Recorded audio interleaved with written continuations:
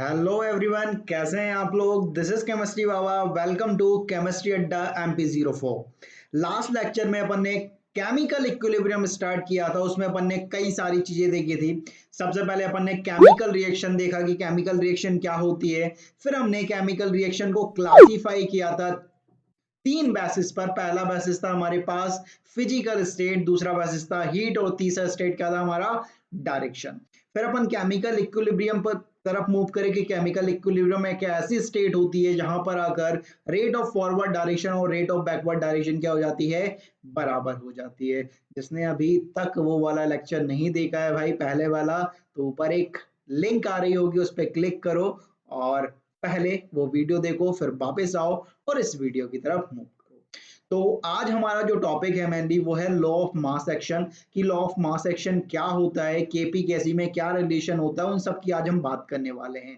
तो law of mass action क्या होता है, इसे समझने के लिए अपन एक रिएक्शन ले लेते हैं यार। हमारे पास एक रिएक्शन है कुछ इस तरह से, मैं एक रिएक्शन ले रहा हूँ। रिएक्शन है हमारे पास M1A, ठीक है, plus M2V gives N1C plus N2D। ठीक है, यहां पर M1 M2 N1 N2 ये क्या है, मोलर स्टोइचियोमेट्रिक कोफिशिएंट हैं A B C and D respectively. ठीक है, जैसे आप समझते हो ना यार कि PCl5 gives PCl3 plus Cl2, तो PCl5 का मोलर स्टोइचियोमेट्रिक कोफिशिएंट कितना है, 1 है।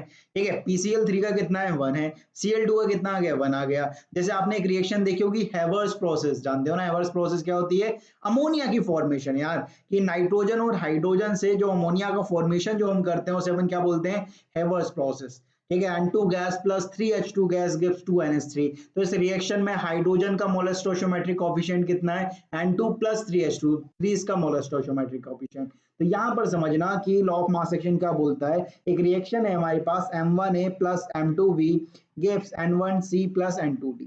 ठीक है, इस लॉ के अकॉर्डिंग ये है कि किसी भी रिएक्शन की जो रेट है, ठीक है, किसी भी केमिकल रिएक्शन की जो रेट है वो डायरेक्टली प्रोपोर्शनल होती है product of concentration of reacting species raised to the power their molar stoichiometric coefficient. इस चीज को जो मैंने स्टेटमेंट लिखा है उसे मैं आपको वर्ड्स में अपन समझने की कोशिश करते हैं कि किस तरह से अपन उसे समझ सकते हैं बहुत आसान भाषा में। तो यहाँ पर देखना है कि अगर मुझे फॉरवर्ड रेट निकालनी है, ठीक है, फॉरवर्ड रेट निकालनी है, RF निकालनी है, तो फॉरवर्ड रेट के लिए जो A और B है वो मेरे क्या है, रिएक्टेंट है भाई। ठीक है, A और B मिलकर क्या बना रहे हैं, COD बना रहे हैं। तो ये मेरी फॉरवर्ड रेट है।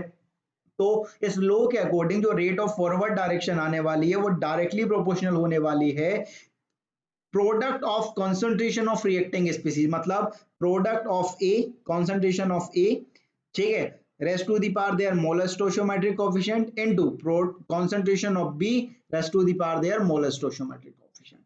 ठीक है, और यहां पर अगर मैं बैकवर्ड रेट निकालता हूं, ठीक है, बैकवर्ड डायरेक्शन की रेट निकालता हूं, तो बैकवर्ड जो रेट आने वाली है, ठीक है, RB, वो डायरेक्टली प्रोपोर्शनल होने वाली है बैकवर्ड डायरेक्शन के लिए हमारे C और D एज ए रिएक्टेंट हो जाएंगे। तो RB जो होगी वो डायरेक्टली प्रोपोर्शनल होगी concentration of C raised to the power their molar stoichiometric coefficient that is N1 into concentration of D raised to the power N2। ठीक है, अब यहां पर समझना कि अगर मैं यहां पर प्रोपोर्शनलिटी साइन को हटाता हूं तो एक कांस्टेंट आता है, तो RF equal to KF into concentration of A की power M1 into concentration of B की पावर M2। यहां पर समझना कि ये जो KF आया है वो क्या आया है, फॉरवर्ड रेट कांस्टेंट। क्या आया है भाई, forward rate constant. Rate constant को आप जानते होंगे, आपने अगर केमिकल काइनेटिक्स पढ़ा हुआ है, ठीक है, पढ़ा है ना। और यहां पर अगर मैं प्रोपोर्शनलिटी साइन को हटाऊंगा तो इक्वेशन कुछ इस तरह से बन जाएगी कि RB equal to KB into concentration of C की power N1 into concentration of D की पावर N2। ठीक है, अब यहां पर जो KB है, ठीक है, जो KB है वो क्या है, मेरा बैकवर्ड रेट कांस्टेंट। क्या है भाई, बैकवर्ड रेट कांस्टेंट, ये मेरा बैकवर्ड रेट कांस्टेंट। ठीक है, अब यहां पर एट इक्विलिब्रियम अगर बात करें, ठीक है, एट इक्विलिब्रियम स्टेट, जानते हो ना इक्विलिब्रियम, ठीक है, at equilibrium state. Equilibrium state पर जाके एक बात साफ है कि जो हमारी आर एफ है वो किसके बराबर आ जाएगी, आरबी के बराबर आ जाएगी। फॉरवर्ड डायरेक्शन की जो रेट है वो बैकवर्ड डायरेक्शन की रेट के क्या हो जाएगी, बराबर हो जाएगी। तो फॉरवर्ड रेट किसके बराबर आ रही है, K F into concentration of A की power m1 into concentration of B की power m2 equal to RB किसके बराबर आ रही, K B into concentration of C की power n1 into concentration of D की पावर n2। ठीक है, अगर मैं के एफ अपॉन के बी करता हूं, ठीक है, के एफ अपॉन के बी करता हूं तो वो किसके बराबर आ जाएगा, वो बराबर आ जाएगा मेरे कॉन्सेंट्रेशन ऑफ सी की power n1 into concentration of D की power n2 divided by concentration of A की power m1 into concentration of B की पावर m2। ठीक है, तो यहां पर जो के एफ अपॉन के बी, देखो के एफ हमारा फॉरवर्ड रेट कांस्टेंट है और के बी हमारा क्या है, बैकवर्ड रेट कांस्टेंट। तो इन दोनों का जो रेशो है ना, इन दोनों का जो रेशो है वही मेरा क्या कहलाता है, इक्विलिब्रियम कांस्टेंट। तो के इक्वल टू क्या होता है, के एफ अपॉन के बी, और वो किसके बराबर आ जाता है, कॉन्सेंट्रेशन ऑफ सी की power n1 into concentration of D की power n2 upon concentration of A की power m1 into concentration of B की पावर m2।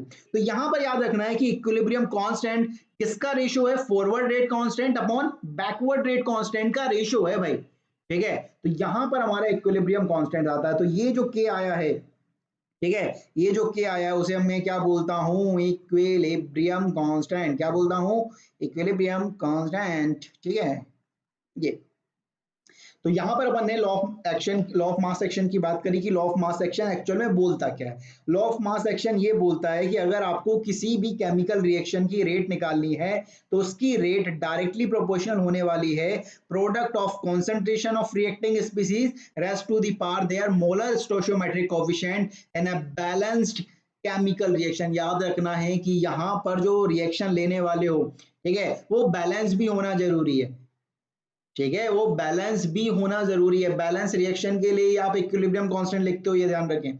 अनबैलेंस होगा तो वो इक्विलिब्रियम कांस्टेंट की वैल्यू सही नहीं आने वाली है। तो हमेशा ध्यान रखें जब भी इक्विलिब्रियम कांस्टेंट की आप वैल्यू लिखें तो एक बार नजर इस पे मार लें कि वो केमिकल रिएक्शन बैलेंस भी है या नहीं। ठीक है, अब यहां पर हमारे पास इक्विलिब्रियम कांस्टेंट आ चुका है। अब यहां पर जो इक्विलिब्रियम कांस्टेंट होता है उसके दो फॉर्म होते हैं। एक अपन कॉन्सेंट्रेशन टर्म के फॉर्म में निकालते हैं जिसे अपन केसी बोलते हैं, और दूसरा अपन पार्शियल प्रेशर के टर्म में निकालते हैं जिसे अपन केपी बोलते हैं। तो यहां पर ध्यान रखें केसी और केपी क्या है। तो यहां पर समझो कि मेरे पास एक गैसियस रिएक्शन है, M1A gaseous plus M2B gaseous gives equilibrium में N1C gaseous plus N2D gaseous. ये अगर मुझे इसके लिए केसी लिखना पड़े तो बहुत आसान, KC equal to concentration of C की power n1 into concentration of D की power n2 divided by concentration of A की पावर m1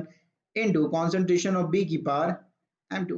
ठीक है, वहीं अगर मुझे केपी लिखना पड़े तो केपी पार्शियल प्रेशर के टर्म में निकाला जाता है। जैसे अपन ने जो कॉन्सेंट्रेशन के टर्म में निकाला, कॉन्सेंट्रेशन मतलब मोलरिटी, जैसे पता है ना ठंडा मतलब कोका कोला, उसी तरीके से कॉन्सेंट्रेशन मतलब मोलरिटी। ठीक है, याद रखें। तो यहाँ पर जो कॉन्सेंट्रेशन लिए वो मोलरिटी लिए, मोल पर लीटर, ये ध्यान रखेंगे। अब यहाँ पर अगर पार्शियल प्रेशर के टर्म में निकालना है तो उसे अपन बोलते हैं केपी।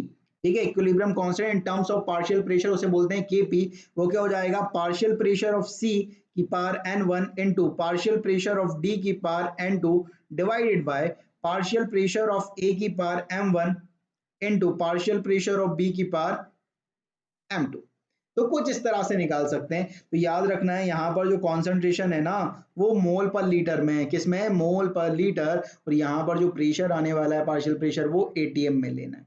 ठीक है, तो यहाँ पर अपन को जिस तरह से फॉर्म अलग अलग हो सकते हैं, मतलब इक्विलिब्रियम कांस्टेंट के दो फॉर्म है, एक कॉन्सेंट्रेशन के टर्म में और दूसरा पार्शियल प्रेशर के टर्म में। अगर कॉन्सेंट्रेशन के टर्म में लिखा तो उसे अपन ने क्या बोल दिया, केसी, और पार्शियल प्रेशर के टर्म में लिख दिया तो उसे अपन ने क्या बोल दिया भाई, एपी। तो सिंपल सी बात है, अपन ने लॉ ऑफ मास सेक्शन पढ़ा, लॉ ऑफ मास सेक्शन से इक्विलिब्रियम कांस्टेंट आया, और इक्विलिब्रियम कांस्टेंट के दो फॉर्म, एक केसी और दूसरा केपी। अगर कॉन्सेंट्रेशन के टर्म में देख रहे हैं तो वो केसी, और प्रेशर पार्शियल प्रेशर के टर्म में देख रहे हैं तो वो केपी। ठीक है, अब जो नेक्स्ट हमारे पास आने वाला है वो बहुत इंपॉर्टेंट होने वाला है भाई। ठीक है, इस टॉपिक को बहुत गौर से देखना, बहुत फोकस होके समझना। अब यहाँ पे समझना रिलेशन बिटवीन केपी एंड केसी। यहाँ पर समझना, मेरे पास वही एक रिएक्शन ले लेता हूँ, ठीक है, तुम सबकी फेवरेट है, ठीक है, M1A प्लस M2V। बाबा जी इस रिएक्शन से ज्यादा लगाव है आपको लगता है, ठीक है, N1C प्लस N2D, बहुत लगाव है भाई, ठीक है, बहुत सालों से काम आ रही है, ठीक है, लगभग जब से मैंने पढ़ाना स्टार्ट किया था ना इस रिएक्शन को, लगभग 6 से 7 साल हो गए, ठीक है, 6 से 7 साल से मैं ये रिएक्शन को यूज कर रहा हूँ, ठीक है। तो जब भी मेरे पास केमिकल इक्विलिब्रियम आता है तो ये रिएक्शन भाई आ जाती है कि यार बाबा जी भूल मत जाना मेरे को, ठीक है। तो ये रिएक्शन मेरे बहुत साल से काम आ रही है, बहुत सालों से मेरा साथ दे रही है, इसे ऐसे नहीं छोड़ेंगे यार, ठीक है, जब तक इसका कोई अच्छा सब्स्टिट्यूट नहीं मिल जाता इस रिएक्शन को मैं नहीं छोड़ने वाला हूँ। अब यहाँ पे समझना, अब यहाँ पर अगर मैं इसका केसी निकालता हूँ तो केसी निकालना बहुत सिंपल है, KC equal to concentration of C की power n1 into concentration of D की power n2 divided by concentration of A की power m1 into concentration of B की पावर m2, ठीक है।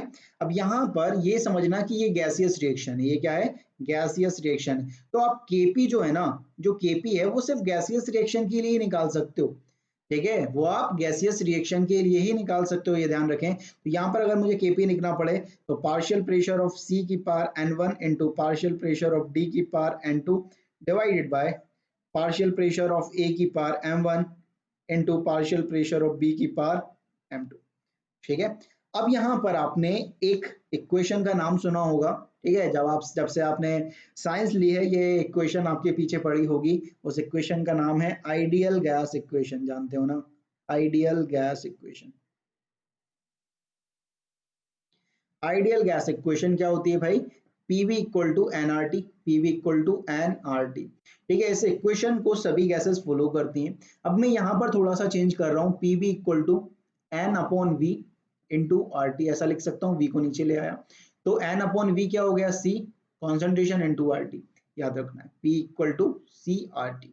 अब यहाँ पर समझना, अब यहाँ पे समझना, अगर मैं ये पार्शियल पी ए लिखना पड़े, पार्शियल प्रेशर ऑफ ए, वो क्या हो जाएगा, concentration of A, that is bracket square bracket में concentration of A into RT, ठीक है, पार्शियल प्रेशर ऑफ बी निकालना है, वो क्या होगा, concentration of B into RT, ठीक है। अगर मुझे पार्शियल प्रेशर ऑफ सी निकालना है तो वो किसके बराबर हो जाएगा, concentration of C into RT, ठीक है, और पार्शियल प्रेशर ऑफ डी निकालना है तो वो क्या हो जाएगा, concentration of C into RT, ठीक है।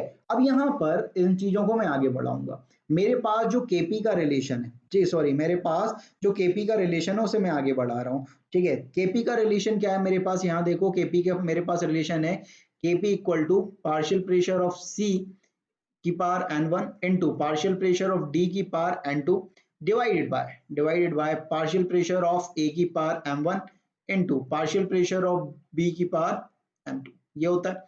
अब यहाँ पर partial pressure of C, partial pressure of C किसके बराबर आ रहा है, पार्शियल प्रेशर ऑफ सी मेरे बराबर आ रहा है भाई कॉन्सेंट्रेशन ऑफ सी की power n1 into R T की पावर n1, ठीक है, ये आ रहा है into partial pressure of D किसके बराबर आ रहा है, कॉन्सेंट्रेशन ऑफ डी की power n2 into R T की पावर n2, ये आ रहा है, ठीक है, divided by partial pressure of A किसके बराबर आ रहा है, कॉन्सेंट्रेशन ऑफ ए की power m1 into into into R T की पावर m1, ठीक है, into concentration of partial pressure of B किसके बराबर आ रहा है, कॉन्सेंट्रेशन ऑफ बी की power m2 into R T की पावर m2, ठीक है। यहाँ पर मैं इसे थोड़ा सा चेंज कर रहा हूँ, देखो यहाँ पर मैंने कॉन्सेंट्रेशन ऑफ सी की power n1 into concentration of D की पावर n2 लिख दिया, ठीक है। अब यहाँ पर देखो कि आर टी की पावर n1 है और यहाँ पर इंटू आर टी की पावर n2 है, तब ऐसा होता है तो अपन क्या लिख सकते हैं कि इंटू आर टी की पावर n1 प्लस n2 लिख सकता हूँ, आर टी की पावर n1 प्लस n2 हो गया, डिवाइडेड बाय यहाँ पर भी ऐसा लिख सकता हूँ कि कॉन्सेंट्रेशन ऑफ ए की power m1 into concentration of B की power m2 into R T की पावर क्या लिख सकता हूँ, m1 प्लस m2। अब यहाँ पर आर टी की पावर n1 प्लस n2 और यहाँ पर क्या है, आर टी की पावर m1 प्लस m2। लेकिन अब थोड़ा सा गौर से देखो यार, इस रिलेशन को थोड़ा सा गौर से देखना, मैं क्या कहना चाह रहा हूँ, ये मेरा देखो, ये जो है, ये जो वाला पार्ट है, ये जो पार्ट है, ये वाला देखो, ये वाला पार्ट तो मेरा केसी बन गया यार, ठीक है, ये Kc के बराबर आ रहा है ना, कॉन्सेंट्रेशन ऑफ C की power n1 into concentration of D की power n2 upon concentration of A की power m1 into concentration of B की पावर m2। तो ये तो मेरा Kc बन गया, ये तो मेरा Kc बन गया। तो यहां से अपना एक रिलेशन निकलने वाला है Kp equal to Kc into RT, और यहां पर क्या आने वाला है n1 plus n2 minus minus m1 plus m2, इन्हें ऊपर लेके जाऊंगा तो ऐसा हो जाएगा। ठीक है, इसे ऊपर लेके गया तो क्या हो गया, m1 प्लस m2, इसका पूरा माइनस साइन हो जाएगा। ठीक है, अब यहां पर मैं कुछ इस तरह का एक रिलेशन देख सकता हूं कि Kp equal to Kc, Kp equal to Kc into RT की power delta N g into power delta N g. अब डेल्टा एन जी क्या है, डेल्टा एन जी है sum of stoichiometric coefficient of gaseous product minus sum of stoichiometric coefficient of gaseous reactant. याद रखना है gaseous reactant. ठीक है, तो यहां पर हमारे पास एक रिलेशन आ चुका है कि Kp equal to Kc into RT की पावर डेल्टा एन जी। ठीक है, याद रखेंगे। ठीक है, अपन को इन चीजों को याद नहीं रखना है। ठीक है, अपना इतना बड़ा जो एक्सप्रेशन निकाला गया है वो सिर्फ इस रिलेशन को याद ना करना पड़े इसके लिए निकाला गया है। ठीक है, अब हमको जबरदस्ती याद हो गया वो बात अलग है कि Kp equal to Kc into RT की पावर डेल्टा एन जी, ये हमें याद हो जाएगा। ठीक है, बहुत सिंपल है, एक दो बार प्रैक्टिस करोगे आराम से याद हो जाएगा। तो इतना बड़ा सॉल्व करने की जरूरत नहीं है, अपन सॉल्व कर सकते हैं अगर हमारे पास टाइम है तो। ठीक है, अगर नहीं तो अपन इसे डायरेक्ट याद रख सकते हैं। ठीक है, अब यहाँ पर कुछ केसेस बना रहा हूं मैं। ठीक है, पहला केस बना रहा हूं, case 1, when delta N g equal to 0। ठीक है, delta N g equal to 0, जैसे कि एग्जाम्पल देखना, एग्जाम्पल क्या हो सकता है। एग्जाम्पल है हमारे पास H2 gas plus I2 gas gives 2HI gas. तो यहां पर अगर डेल्टा एनजी देखोगे तो molar stoichiometric coefficient of product कितना है 2, minus molar stoichiometric coefficient of reactant कितना आ रहा है, सम कितना आ रहा है, इसका 1, तो टोटल कितना आ गया 2, तो कितना आ गया 0। तो उस केस में Kp हमारे पास रिलेशन है Kp equal to Kc into RT की power delta N G.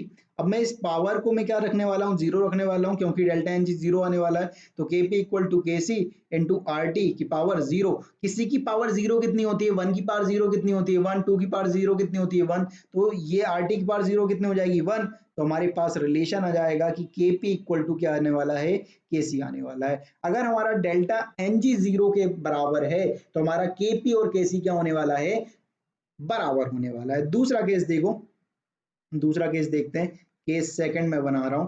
Case second हमारे पास है जब हमारा delta N g greater than 0, जब हमारा डेल्टा एन जी क्या हो, ग्रेटर देन 0, मतलब पॉजिटिव आए। जैसे कि एग्जांपल समझ लेना, एग्जांपल है हमारे पास PCl5 गैस है हमारे पास। ठीक है, वो डिसोसिएट करती है PCl3 गैस में प्लस Cl2 गैस में। अगर यहां पर आप इसका डेल्टा एनजी निकालोगे, क्या निकालते हो, डेल्टा एनजी। डेल्टा एनजी क्या होता है, sum of molar stoichiometric coefficient of gaseous product minus sum of molar stoichiometric coefficient of gaseous reactant. तो प्रोडक्ट के मोलर स्टोशियोमेट्रिक कोफिशिएंट कितना है, Cl2 का कितना है 1 है, PCl3 का कितना है 1, तो टोटल कितना आएगा 2, माइनस ये PCl5 टोटल का कितना आ रहा है 1, 2 माइनस 1, तो आंसर क्या आ रहा है 1, मतलब 0 से ज्यादा आ रहा है, पॉजिटिव आने वाला है। मतलब डेल्टा एनजी ग्रेटर देन 0 मतलब पॉजिटिव है भाई। ठीक है, तो हमारे पास रिलेशन क्या है, रिलेशन है Kp equal to Kc into RT की पावर डेल्टा एन जी। अब यहां पर थोड़ा सा समझो कि अगर RT की पावर 0 से ज्यादा होती है, कुछ भी होती है, सपोज कि 1 हो जाए, ठीक है, इस केस में हमारे 1 आ रहा है, अगर मैं यहां पर अगर Kp की वैल्यू यहां पर डेल्टा एन जी की वैल्यू 1 पुट करता हूं तो क्या आ जाएगा, RT की पावर 1। अब यहां पर देखो कि Kp जो है वो क्या आ रहा है, Kc इंटू RT, की Kc में कुछ मल्टीप्लाई हो रहा है तब हमारा Kp आ रहा है।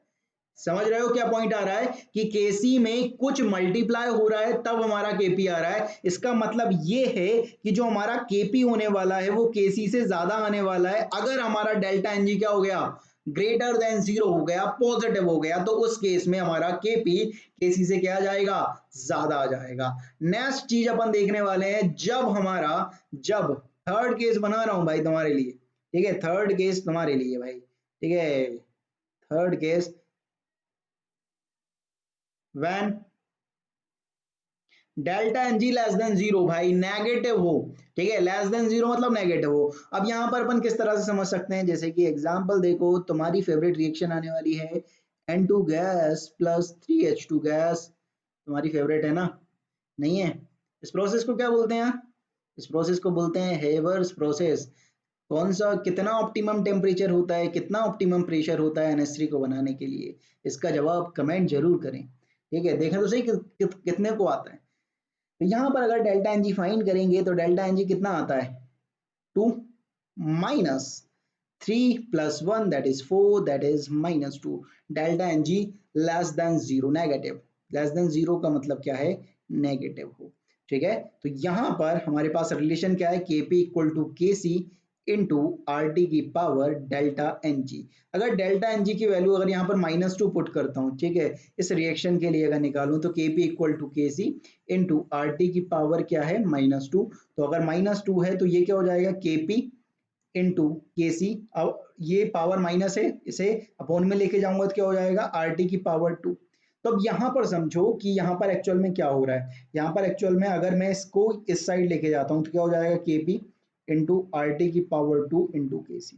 तो केपी में कुछ मल्टीप्लाई हो रहा है तब हमारा केसी आ रहा है, ठीक है। तो यहां पर केपी में आर टी की पावर 2 मल्टीप्लाई हो रहा है तब केसी आ रहा है, मतलब इसका मतलब ये है कि केसी हमारा क्या हो गया, केपी से ज्यादा हो गया अगर हमारा डेल्टा एन जी क्या हो गया, लेस देन 0 मतलब नेगेटिव आ जाए। एक स्पेशल केस और तुम्हारे लिए भाई, ठीक है, एक स्पेशल केस और बनाते हैं, case fourth, when when temperature हमारा 1/r के बराबर आ जाए, जब हमारा टेम्परेचर क्या हो जाए, 1/r के बराबर आ जाए, तो उस केस में देखते हैं क्या हो जाता है। तो उस केस में हमारे पास रिलेशन क्या है, हमारे पास रिलेशन है केपी इक्वल टू के सी इंटू आर टी की पावर डेल्टा एन जी। अब यहां पर देखो केपी इक्वल टू के सी इंटू आर, और टेम्परेचर कितना रखना है, 1/r की पावर डेल्टा एन जी, ठीक है। आर से आर क्या हो जाएगा, कैंसल आउट हो जाएगा, तो हमारे पास बचेगा केपी इक्वल टू के सी, ठीक है। अब 1 की पावर क्या, डेल्टा एन जी। अब 1 की पावर कुछ भी हो, 0 हो, 1 हो, 2 हो, 3 हो, ठीक है, तो 1 की पावर कुछ भी हो, आंसर क्या आने वाला है, 1 आने वाला है, मतलब केपी इक्वल टू के सी होने वाला है। अगर हमारा टेम्परेचर 1/r के बराबर हो जाता है, आर मतलब यूनिवर्सल गैस कांस्टेंट, जानते हो ना यार इनकी वैल्यूज, ठीक है, इनकी वैल्यूज अलग अलग होती हैं। आर की वैल्यू अगर देखने चाहोगे तो आर की वैल्यू 3 अलग अलग आती हैं। आर की वैल्यू आती है 8.314 जूल पर मोल पर केल्विन, जूल पर मोल पर kelvin. R equal to 0.0821 litre ATM पर मोल पर केल्विन, और तीसरा 2 कैलोरी पर मोल पर केल्विन। ये तो जानते हो ना भाई, 3 वैल्यू होती हैं, आर इक्वल टू 8.314 जूल पर मोल पर kelvin, R equal to 0.0821 litre ATM पर मोल पर kelvin, R equal to 2 calorie per mole पर केल्विन, ठीक है। अब यहाँ पर अगर टेम्परेचर 1/r के बराबर अगर आप रख रहे हो, ठीक है, 1/r के बराबर रख रहे हो, तो आपका Kp और Kc क्या हो जाएगा, बराबर आ जाएगा। तो अभी तक अपन ने क्या क्या सीख लिया उसकी बात कर लेते हैं। अभी तक अपन ने किन किन चीजों पर बात कर लिए, पहले अपन ने लॉ ऑफ मास एक्शन पर बात करी कि law of mass action actual में क्या होता है, ठीक है। Law of action mass action से हमारा इक्विलिब्रियम कांस्टेंट निकला है, ठीक है। इक्विलिब्रियम कांस्टेंट के फिर अपन ने 2 अलग अलग फॉर्म देखे, एक केसी और दूसरा केपी। अगर कॉन्सेंट्रेशन के टर्म में देख रहे हैं तो वो केसी, और पार्शियल प्रेशर के टर्म में देख रहे हैं तो वो केपी हो जाएगा। फिर अपन ने केपी और केसी में रिलेशन निकालना स्टार्ट किया, तो हमारे पास रिलेशन आया है KP equal to Kc into R T की पावर डेल्टा एन जी। फिर अपन ने डिफरेंट डिफरेंट केसेस देखे हैं जिसमें डेल्टा एन जी की वैल्यू 0, डेल्टा एन जी की value greater than 0, delta N g की वैल्यू लेस देन 0, और टेम्परेचर 1/r पुट करा है। तो इन पर हमारे पास केपी और केसी में कुछ अलग अलग रिलेशन आ रहे हैं, कभी केपी इक्वल टू केसी हो जाता है, कभी केसी ग्रेटर देन केपी, और कभी केपी ग्रेटर देन केसी हो जाता है, मतलब अलग अलग रिजल्ट हमारे पास आने वाले हैं। ठीक है, तो यहां पर अपन ने लॉ ऑफ मास सेक्शन पूरी तरीके से पढ़ लिया है। नेक्स्ट क्लास बहुत इंपॉर्टेंट होने वाली है आपके लिए, क्योंकि बहुत अच्छे क्वेश्चन केमिकल इक्विलिब्रियम के आपके पास आने वाले हैं। बहुत अच्छे क्वेश्चन अपन सॉल्व करने वाले हैं, कुछ ट्रिक्स देखेंगे जिनको करके अपन बहुत रफ्तार में क्वेश्चन को सॉल्व कर देंगे, मतलब चुटकी बजाते से आंसर आ जाएगा। ठीक है, तो बहुत अच्छी मेथड आपके पास आने वाली है। आपको नेक्स्ट क्लास तक का इंतजार करना पड़ेगा, लेकिन याद होना चाहिए कि जो पुरानी जो 2 क्लास है ना, ठीक है, आज की क्लास और जो पहले क्लास हो चुकी है first class of chemical equilibrium, वो दिमाग में होनी चाहिए। रटना नहीं है, मैं पहले बोलता हूँ, रटना बिल्कुल भी नहीं है, सिर्फ दिमाग में चीजें होनी चाहिए। अगर आपके दिमाग में चीजें हैं तो बहुत रफ्तार से खेल जाओगे यार। ठीक है, हमें सिर्फ खेलना आना चाहिए। ठीक है, मिलते हैं नेक्स्ट वीडियो में, लेकिन जाने से पहले क्या करना है आपको पता है, लाइक शेयर और सब्सक्राइब करना बिल्कुल नहीं भूलना है। मिलते हैं नेक्स्ट वीडियो में।